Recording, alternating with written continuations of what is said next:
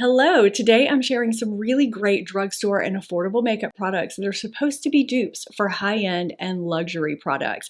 I say supposed to be because these are either floating around the internet, everyone's saying they're dupes, or you can tell from the packaging the brands intended them to be dupes. But are they really? The term dupe is used so loosely these days. I can't tell you how many times I've tried a drugstore dupe only to be completely let down because it was nowhere close to the high-end product it was supposed to be duping. So I've been playing around and testing these products, and I have some thoughts as to whether they are in fact dupes, or if they're more drugstore or affordable alternatives, or if they're not even close. But it doesn't mean they're bad products just because they're not close to what they're supposed to be duping. I love making dupes videos for you guys, and it's been a while. Welcome back to my channel. Welcome if you're new, and let's go ahead and get into it. I think it was pretty clear that Revlon, when they launched their new Glimmer Blush Drops, was going for the Hourglass Unreal liquid blush aesthetic.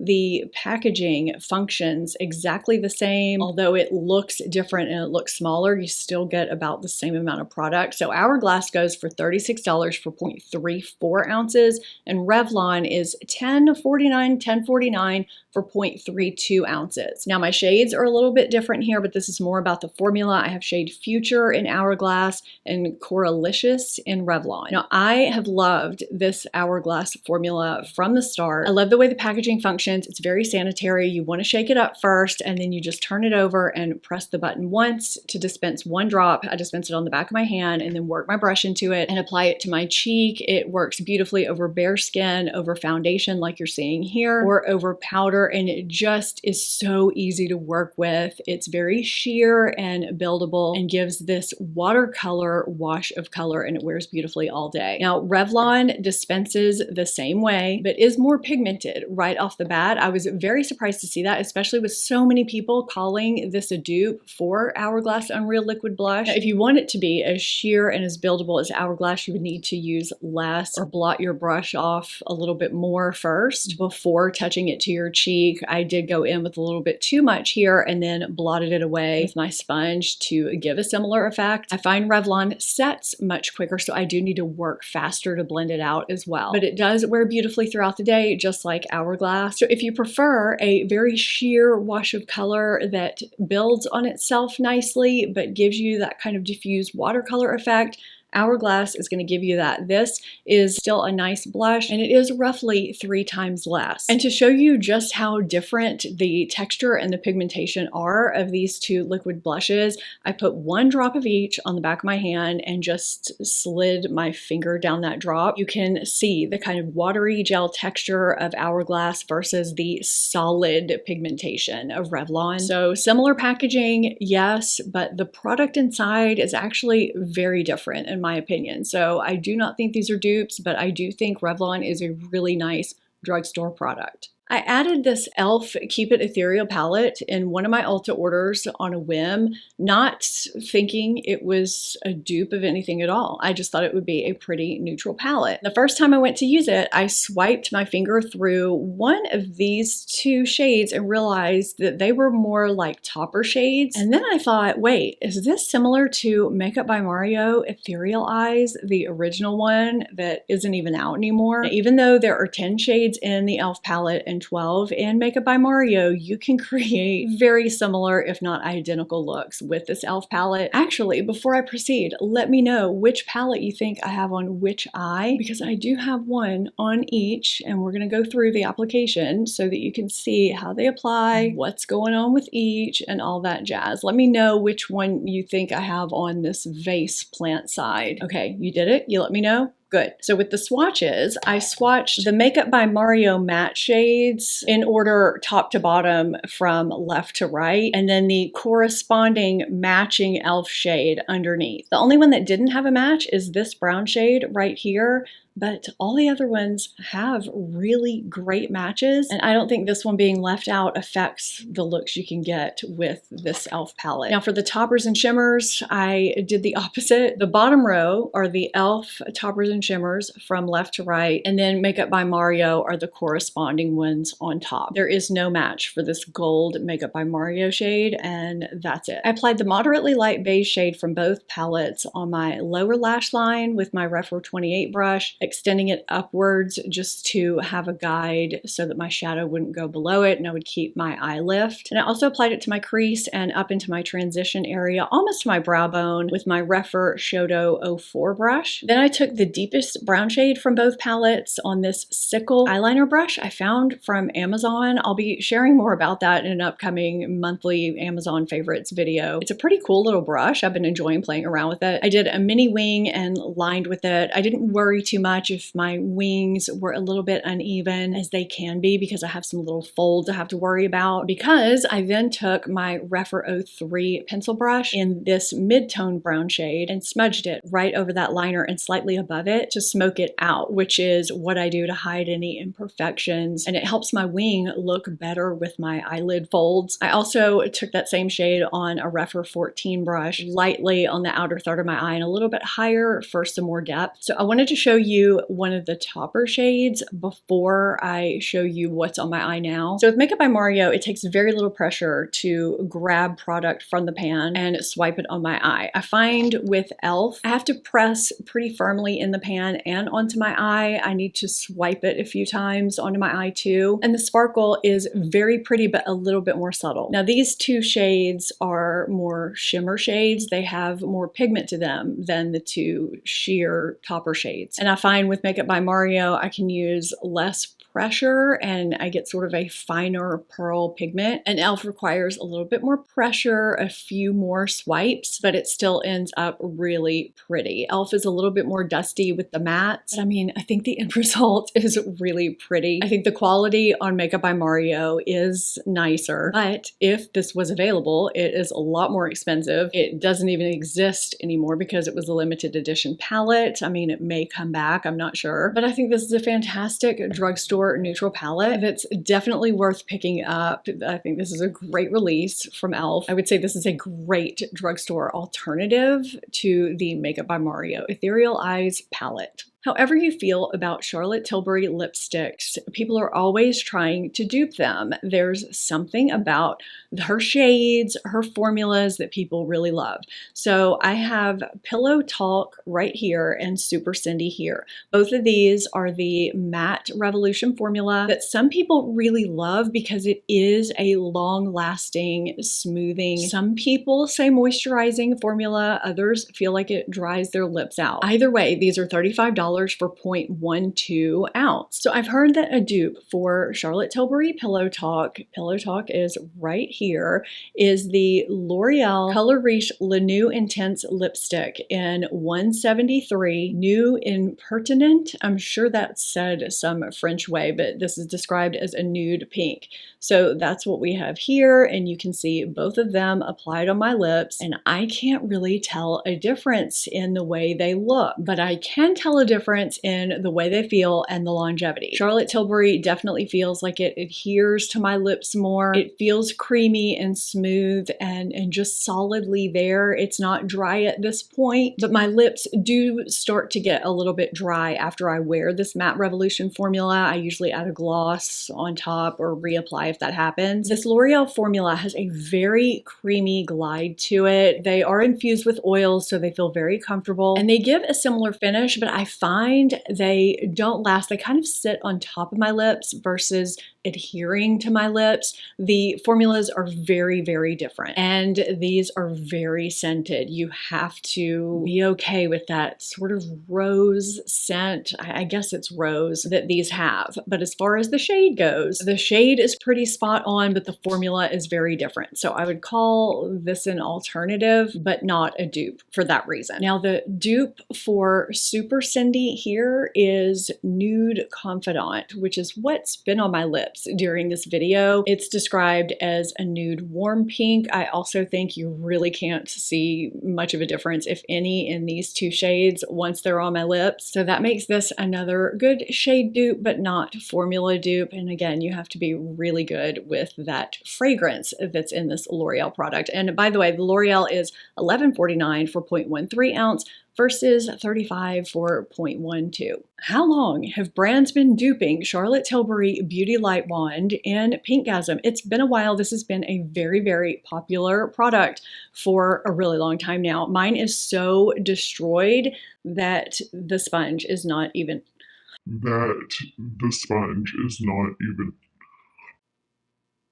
attached anymore. It just fell. I'll be right back. This might actually be better for dispensing it onto the back of my hand and dipping my brush into it, although for the demo, I dabbed it directly onto my cheek. Milani launched their Cheek Kiss Liquid Blush and Glow, which is a line extension of just the regular Cheek Kiss Liquid Blush. This is just more of a blush highlighter hybrid. Now, I've seen both Cafe and Pink Kava suggested as dupes for Pinkgasm. So I have all three swatched here: Pink Kava, and then Pinkgasm in the middle, and Cafe. Pinkgasm seems to fall kind of in the middle of both to me. I'm applying Pinkgasm first, just so you can see how the original applies. I find it to be nicely pigmented. I think that's one of the reasons why people like it so much. It's nicely pigmented without being too pigmented so that you end up with clown cheeks, and it just gives you such a nice sun-kissed look with a glow all in one. It's really pretty whether you're applying it over foundation, over powder, or by itself, however you want. Now for the Milani, I applied Pink Canva, which on my skin tone I think looks really close to Pinkgasm. It applies very quickly and easily, just like Pinkgasm, but it's a little more sheer to start off. So if you enjoy a sheer product that you can build, you might like Milani better, because I find these still apply very evenly. They're very user-friendly, very beginner-friendly, and you can start with a very sheer amount of product and build it to the same level as Pinkgasm if you want, or you can have it be a little bit more sheer. So because the pigmentation level is a little bit different, yet the texture is very close and the end result is also very close, and also the shades,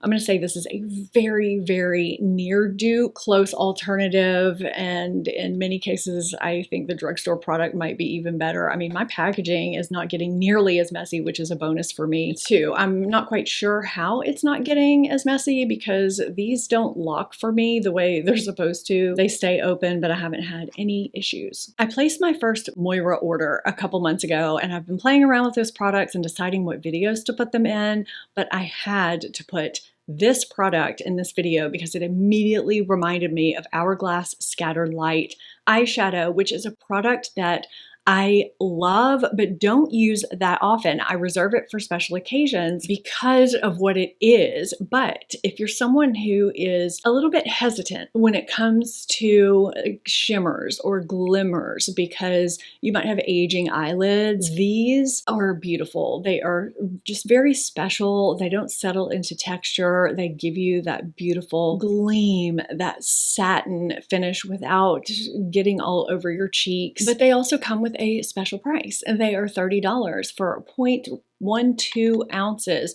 Now the shade I have is Smoke, which is different from what I'm going to show you in the Moira Star Show Shadow Pot. The shade I have here is Muse. This is all about the formula. So you can see here there's a little stopper in the jar that keeps it pressed. So even though they describe this as a, what did they say? A weightless refined glitter eyeshadow. Don't be scared off from that. It's not a chunky glitter. It's a hybrid cream formula infused with light reflecting pearls, and it gives this beautiful multi-dimensional reflective finish, and you can apply it very sheer to just give this really delicate glimmer, or you can build them up to be more intense. Moira also has a similar stopper. It's not as easy to grab onto. I don't know if it's because it's more shallow or it has this curved taper to it, but the first time I tried to take this off, I just put lotion on and I could not grab a hold of it. I had to turn the jar on the side, but because it's pressed, it's not going to go everywhere. This is not loose glitter. But the description of this is basically the same thing, and when it swipes onto the back of my hand, you can see it gives that same multi-dimensional, micro fine, light reflecting pearl finish that you can leave sheer or build up, and it's just beautiful for